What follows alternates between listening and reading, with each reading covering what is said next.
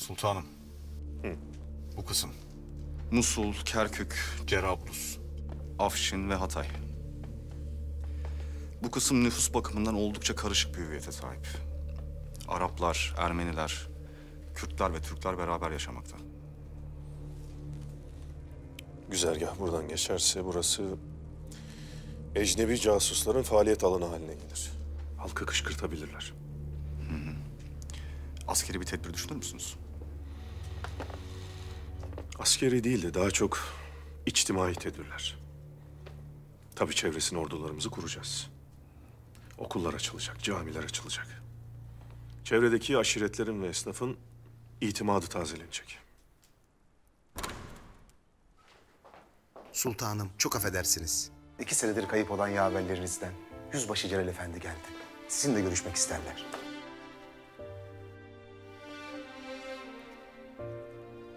Âlâ.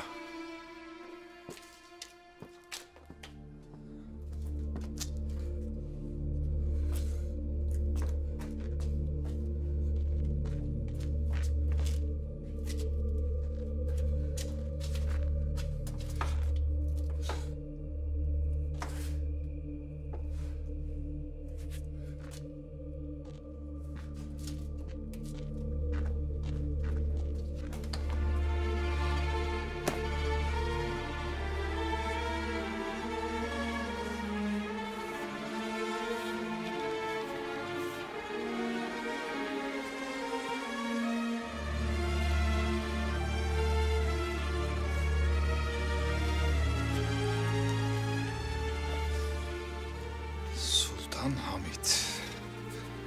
İmzayı attıktan sonra çok şaşıracaksın.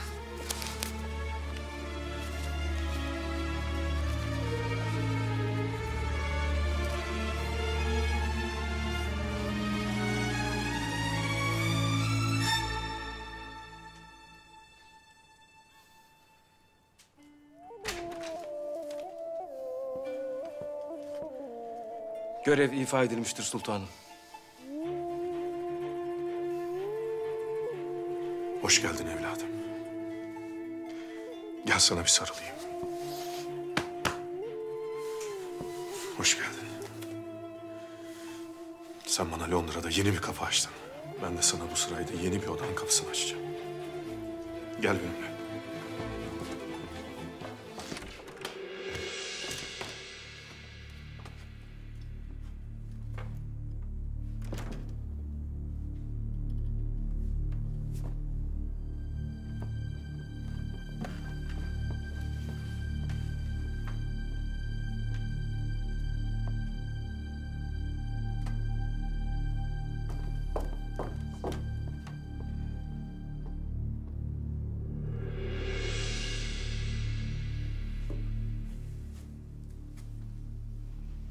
Sen de kimsin? Paşam, ne olur kimseye söylemeyin. Pastırma aşırdığımı duyarlarsa beni işten atarlar. İçim kazındı, dayanamadım.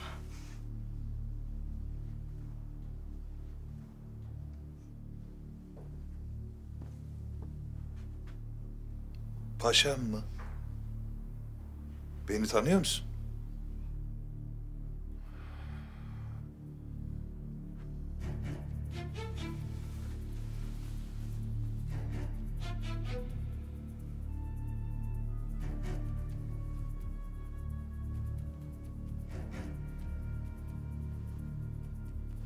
Ben seni mutfakta gördüğümü söylersem sen işinden olursun. Ama sen beni mutfakta gördüğünü söylersen ben kellemden olurum. Gel buraya.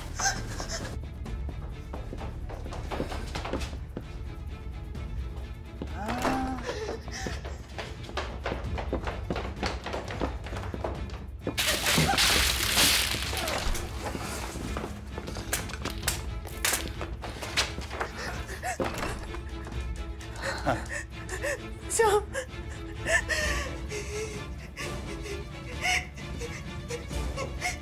Paşam.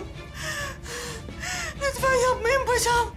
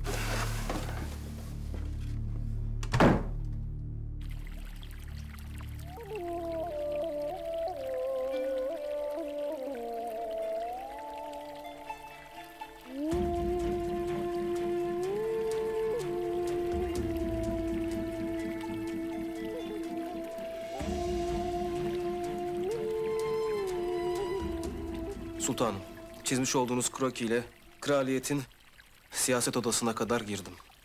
Her şeye bakamasam da İngilizlerin devletimizle ilgili hain emellerini görme imkanım oldu. Neler gördün evladım? Gördüklerinden anladığım kraliyetin en büyük hedefi siz ve elinizde bulundurduğunuz hilafettir. Sultanım, miladi 1896 yılındayız. Ama odadaki harita miladi 1901 tarihliydi. Ve üstünde yeni yüzyılın dünyası yazıyordu.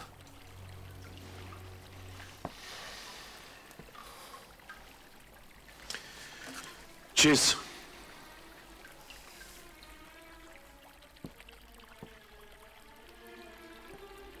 Filistin üstünde yeni bir İsrail devleti. Bulgaristan sınırları Yeşilköy'den başlıyor. Yunanlar buraya kadar gelmişler. Bütün odalar onlara ait, Girit de dahil. İzmir ve çevresi de.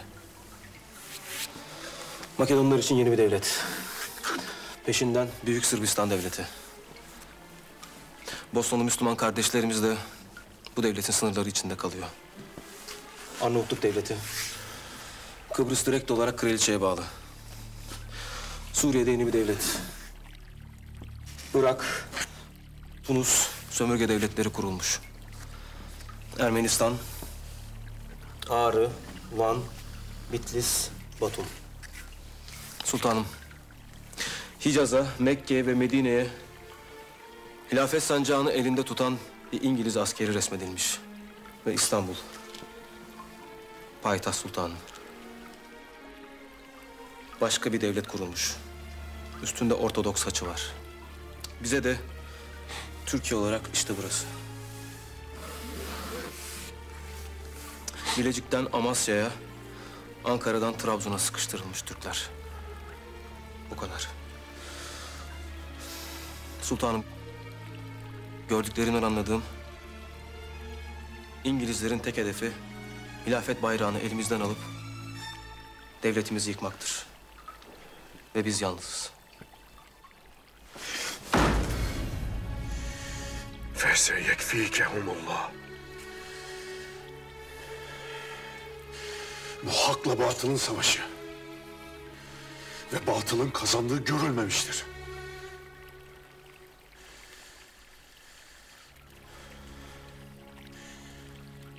Savaş başlasın.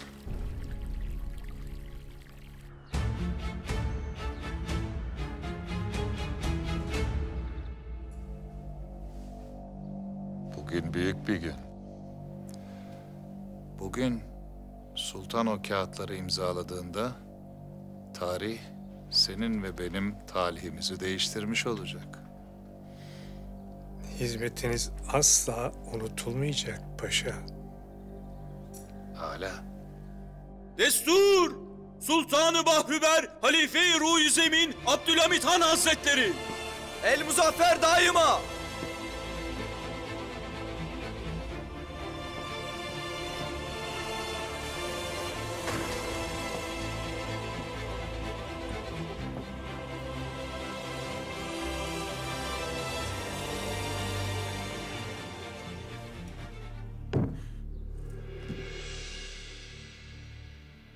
Bugün devlet-i aliyemiz için mühim bir gün, Hazirun.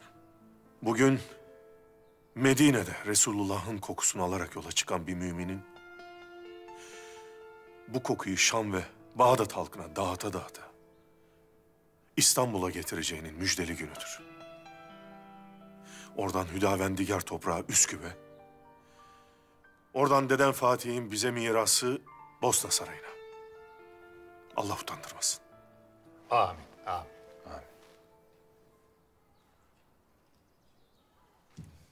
Sultanım,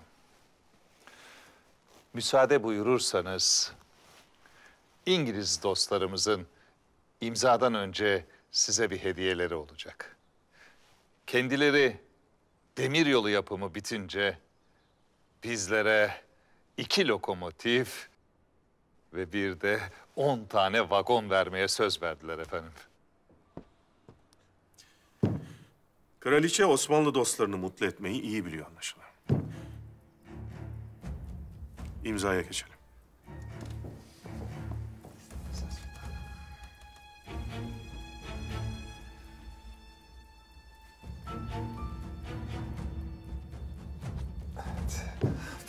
şuraya. Evet. Sultanım.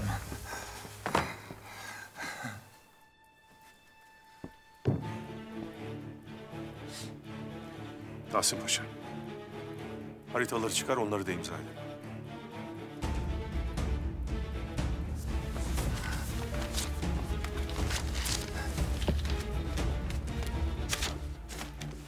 Siz böyle buyurun. Gel oğlum şöyle.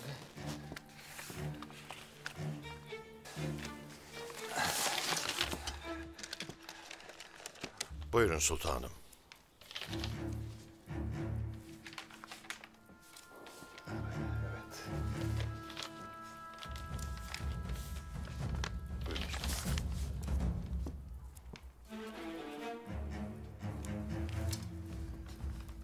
Buyurun sultanım.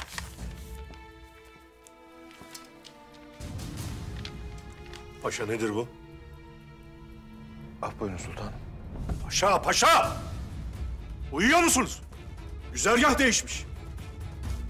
Mesela Filistin'deki istasyon Kudüs'e değil limana kurulmuş. Nedir bu?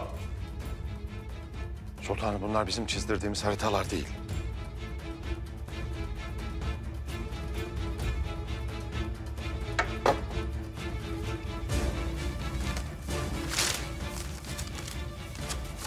Kraliçeye iyi bir haberim var. Artık Osmanlı'ya 2 lokomotif, 10 vagon vermesine gerek kalmadı. Olamaz. Kabul etmiyorum. Biz paşalarınızla anlaşmıştık. Krediler hazır. Şirketimiz imzayı borsaya bildirdi. Bunun bedeli sizin için çok ağır olacak sultanım. Çok ağır. Senin çenenin bağa düşmüş.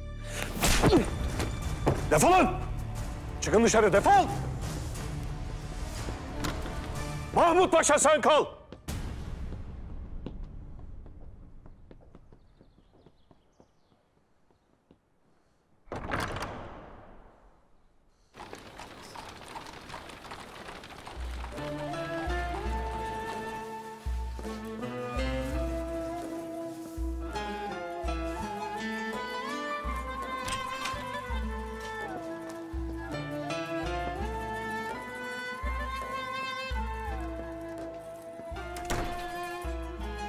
Buyurun.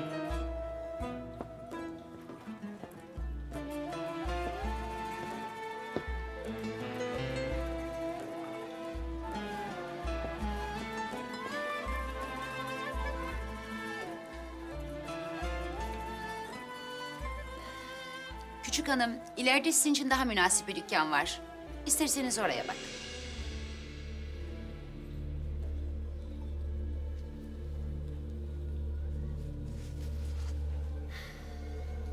Sana söylüyorum. Burada senin için münasip bir şey yok. Benim için neyin münasip olacağına ben karar veririm.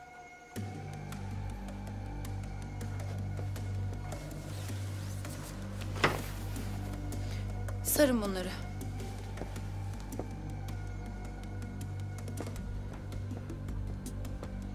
Küçük hanım, bu kıyafetleri beğenmenizi anlıyorum. Ama bunlar çok para.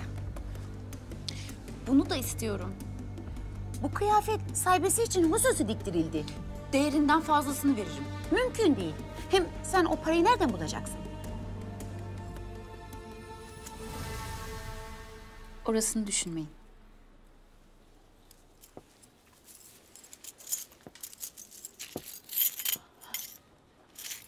Bu altınları nereden buldun sen? Sen benim başımı belaya mı sokacaksın? Benim kim olduğumu...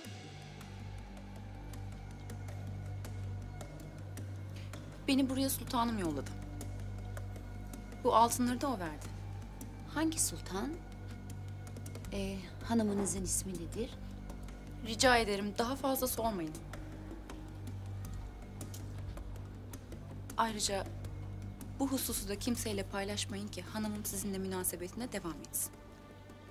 Merak buyurmasınlar.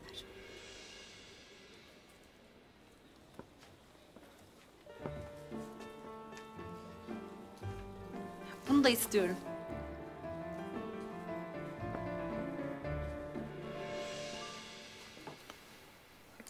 Affınıza sığınırım sultanım. Nasıl söylesem, bizlere oyun oynadılar. Bize değil paşa. Sana oyun oynadılar. Mahcubiyetimi nasıl ifade edeceğimi bilemiyorum sultanım. Boynum kıldan ince. Ben de gereken ehemmiyeti gösteremediğinin farkı. Paşa. Paşa kafi. Allah razı olsun sultanım. Allah razı olsun. Sultanım, affınıza sığınarak zat haliniz bu durumu nasıl fark ettiniz? Son gelen jurnal haritalara daha bir ehemmiyetle bakmama sebep oldu paşa. Jurnal. Sultanım, bu Lord Richard'a gösterdiğiniz tepki sizce de biraz aşırı olmadı mı? Bu İngiliz anahtarı utancından bu yaşadıklarını kimseye anlatamaz. Hem bilirsin paşa, bizim tokadımızı yiyen iflah olmaz.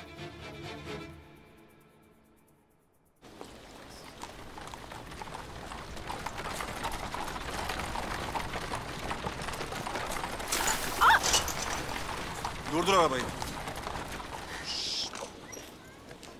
Dikkat et be adam.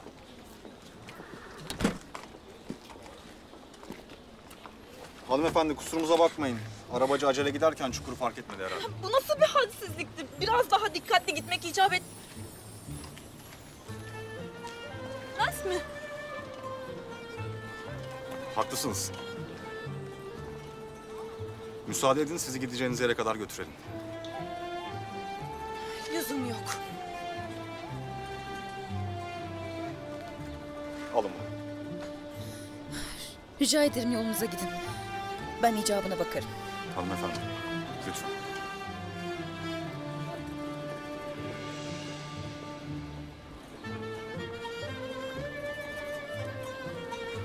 Elmas çamura düşse de elmastır derler. Öyleymiş.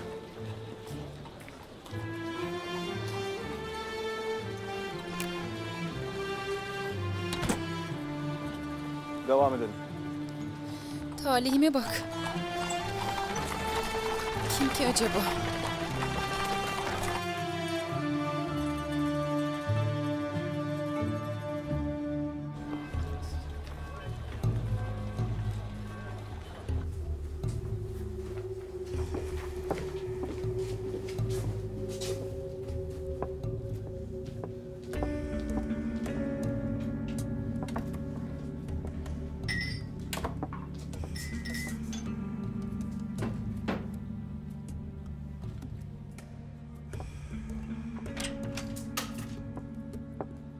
Tam 100 yıllık bir şarap.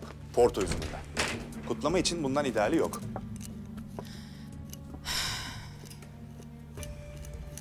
Kutlamaktan ziyade sadece sarhoş olmaya ihtiyacın olacak Herzl.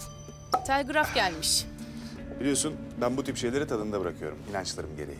İnançların bu sefer seni dengede tutmaya yetmeyecek. Bence şişenin dibini göreceksin. Ne demeye çalışıyorsun acaba?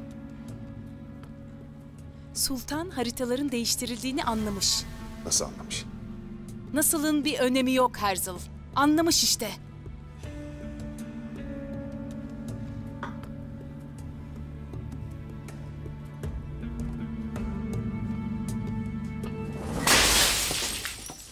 Yüzyıllık şarap.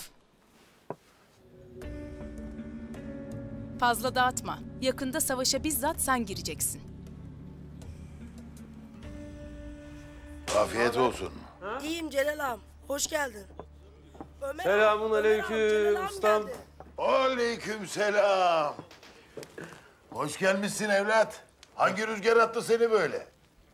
Vallahi çorbanı özledim be ustam. Geç bakalım, geç. Ya nerelerdesin birader? Vay kardeşim. Vazife icabı Avrupa'ya gitmiştim. Gören de Paris'e gittin sanacak. Avrupa dediğin Üsküp'tür senin. Olur mu öyle Ömer abi? Sultanımız kim bilir ne gizli vazifelere göndermiştir Celal abi. Değil mi Celal abi? Sultan önce Balat'a zaptiye göndersin de sonra Avrupalara baksın. Bizim ihtiyarın da bir türlü kanı ısınmadı sultana. Yusuf nerede? İçeride. Yine mi? Vallahi yine. Bu sefer çok borçlandı. Ben de Yusuf'un arabayla çalışıyorum ama daha 5'te 1'ini biriktiremedim paranın. Akıllanmayacak bu çocuk. Ne yaparsın? Kardeş yarısı. Aslan be! Ulan Ömer, ulan Ömer. Odun Ömer, odun!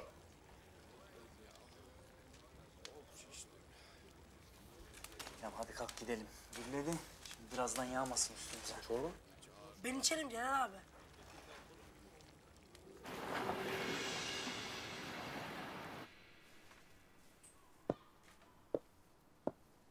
Abla ne oluyor? Ben sana hanedanın en güzel kızları biz olacağız demedim mi? Bak. Bunu senin için aldım. Üzerinde görmek istemez misin? Abla bunlar fevkalade. Nereden buldun bunları? Beyoğlu'ndaki en büyük moda evinden aldım. Nasıl aldın? Saraydan çıktım, Beyoğlu'na gittim. Ne yaptın sen? Elbiseler gökten zembille inmedi herhalde. Abla sen kendine nasıl bir tehlike attığının farkında mısın? Saraydan çıktığını öğrenilirse Allah muhafaza. Kimsenin tanıyamayacağı şekilde çıktım. Bu korkusuzluğun beni endişelendiriyor. Tadımızı kaçırma Fehime. Bak şu elbiseye. Çok güzel olmadı mı? Çok yakışmış ablacığım. Ne olmuş buna böyle?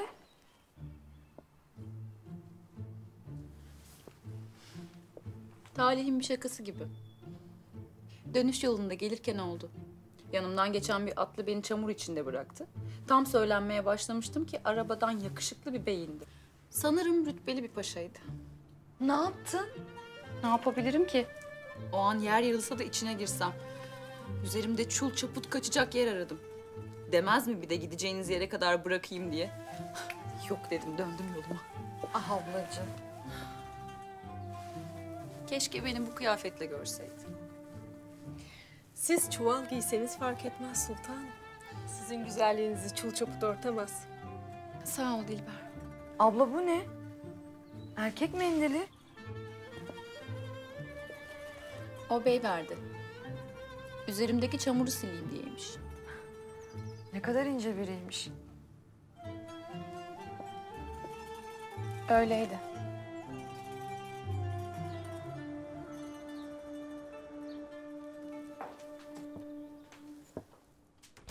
Burayı pis bulurdunuz sultanım. Sizi buraya atan rüzgar güçlü olsa gerek. Haklı çıkmanın zaferini burada kutlamaya karar verdiniz zannımca. Mevzu haklı olmak değil ki sultanım. Ben sizin üzülmenizi istemiyorum. Mahmut Paşa ve ailesi sizi yeteri kadar üzüyor zaten. Eline yüzüne bulaştırmış her şeyi. Demiryolu meselesinde Mahmut Paşa'nın bir kabahati olduğunu düşünmüyorum. Eğer ima ettiğiniz buysa... Ben yine de bir şeyler sezinliyorum. Siz isterseniz kadınsı bir his deyin. Ya da nasıl isterseniz öyle söyleyin. Ama ben sizi korumak istiyorum. Ben size olan sevgimi başka ne türlü gösterebilirim ki?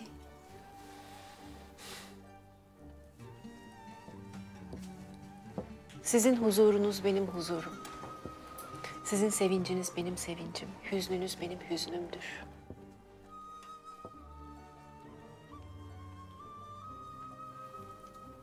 Saadet-i seniyem, ruhum, başımın tacı, gönlümün sururu. Sultanım devletlim. İltifatlarınızı avucuma alıp koklayarak kalbime gömüyorum. Ama bir meselem var. Buyurun dinliyorum. Hünkârım, dünden beri huzurunuz kaçmasın diye size söylemedim ama bunu daha fazla saklamayı kendime yakıştıramadım.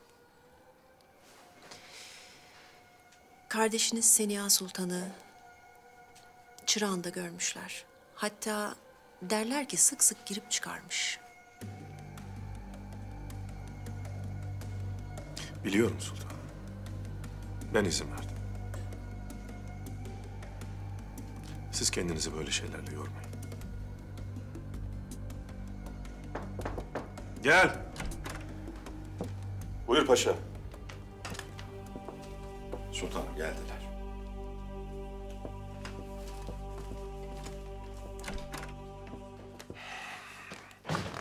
Ne zaman bir kadına ruhumla yaklaşsam... ...önünde sonunda onun kafasındaki hesaba kitaba tosluyorum. Fıtrattan mıdır, karakterden midir? Fıtrattandır, kadın fıtratındandır sultan. İster sarayda olsun, ister köyünde inek sağan kadın. Akıllarındakini çözmeye tahsil gerekir. Ama ben o mektebi bitiren erkek daha görmedim sultan.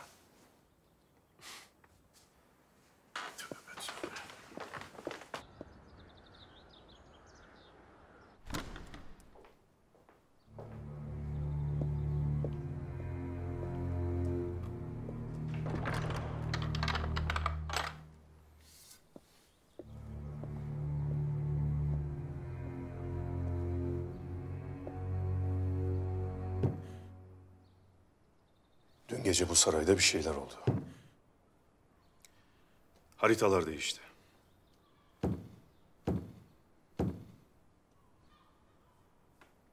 Biz demiryolu Hicaz'a çıkacak zannederken... ...az kalsın Londra'ya çıkacaktı. Ne istiyor bu İngilizler bizden sultanım? Hilafet sancağını indirmek isterler. Hilalimizi söndürmek isterler. Onların hesabı varsa Allah'ın da vardır. Kemalettin oğlum. Celal, İngilizlerin sömürgelerindeki silah depolarının... ...kritik yerlerdeki karakollarının yerlerini getirmiştir. Onların askeri planlarını almıştır. Bu önümdeki haritada... İngilizlerin Hindistan'daki hususi karakollarının yerleri işaretli. Eğer Müslümanlara huzur yoksa... ...kraliçe de rahat uyuyamayacak. Bu görev senin evladım. Hindistan'daki Müslüman kardeşlerimize... ...İngilizlerin gizli karakollarının yerlerini yolla.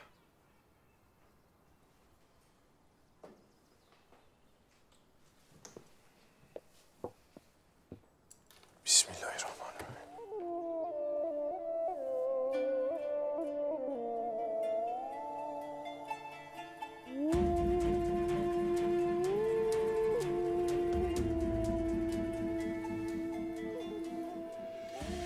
Hilafet bayrağını cenk meydanında açsınlar.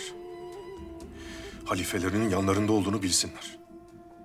Emredersiniz sultanım.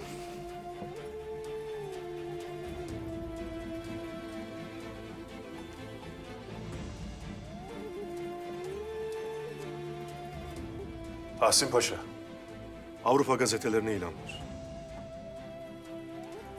Kraliyet ailesinin uykusuzluk hastalığına, hususi olarak imal edilmiş ilacın İstanbul'da bir şirket tarafından satışına başlandığını yazdır. Anlaşılmıştır sultan.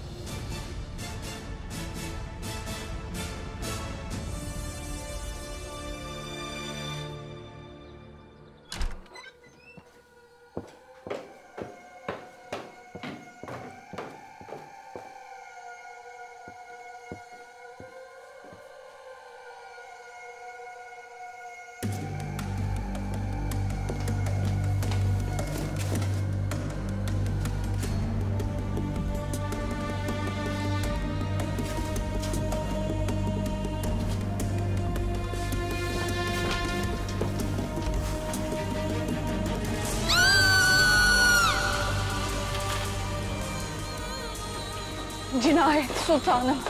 Cinayet. Şu an burada bulunanlardan başka hiç kimse duymayacak bu mevzuyu. Sultana ben söylerim.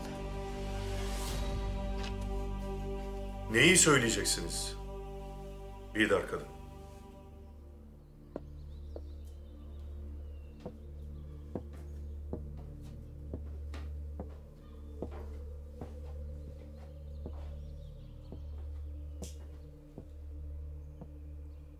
Sultanım, kızlarımızdan Makbule öldürülmüş.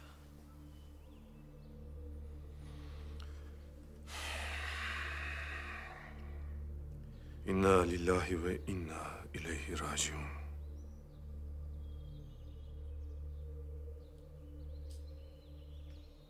Bize emanet edilen kızlarımızın saçının teline zarar gelsin istemezken, Fırat'ın kıyısındaki kuzuyu bir kurt kaptığı zaman, Allah'ın bizden hesap soracağından korkarken, sizin mesuliyetinizdeki bir kızın başına bunların gelmesi yazık. Çok yazık. Bihter kadın.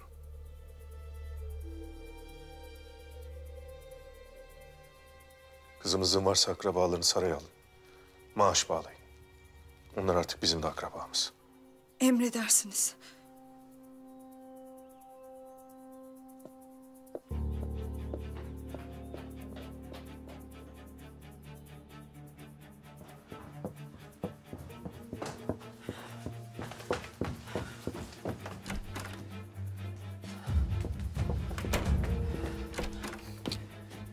Abdülkadir. Abdülkadir. Uyan, kalk. Ne oluyor? Geçen gece saraya hangi yoldan girdin çıktın? Ne oluyor anne? Oğlum, hangi yolu kullandın diyorum sana. Yahu kilerden çıktım işte. Abdülkadir. Hizmetçi kızlardan bir ikilerde ölü bulundu. Nasıl? Bıçaklanmış. Senin yanında kimse var mıydı? Oğlum yalnız mıydın? Söylesene bana. Yalnızdım.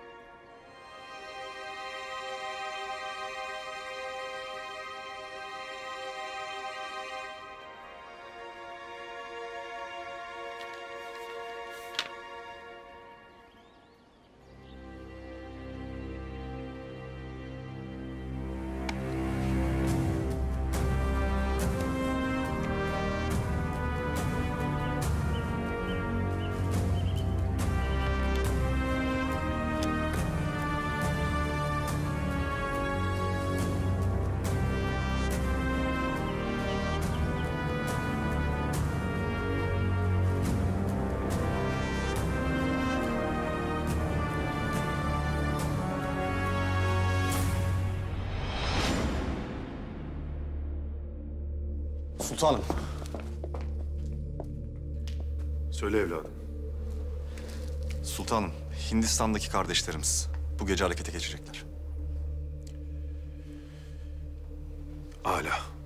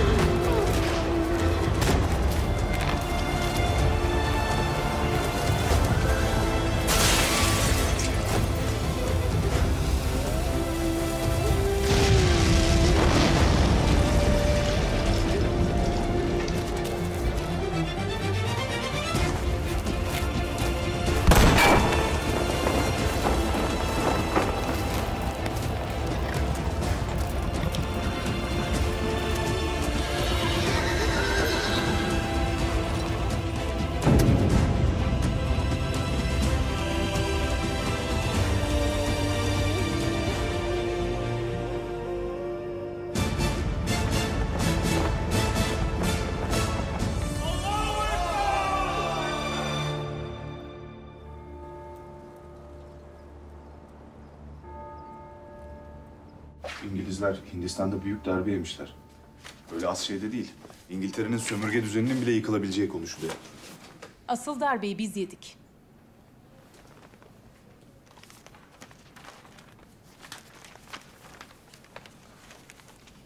Bütün gazetelerde bu ilan var. Bizim gazetede bile.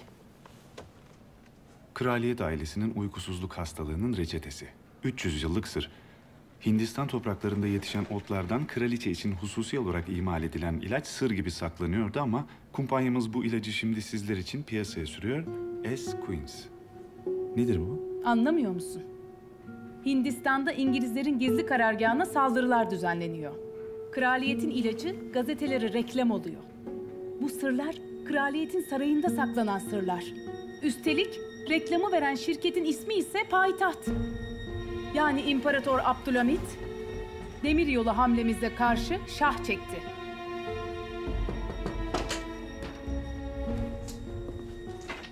Buyurun efendim.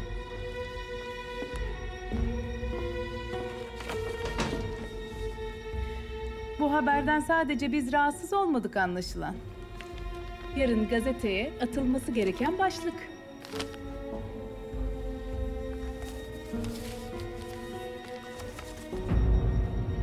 Öyle imparator. Harekete geçiyoruz.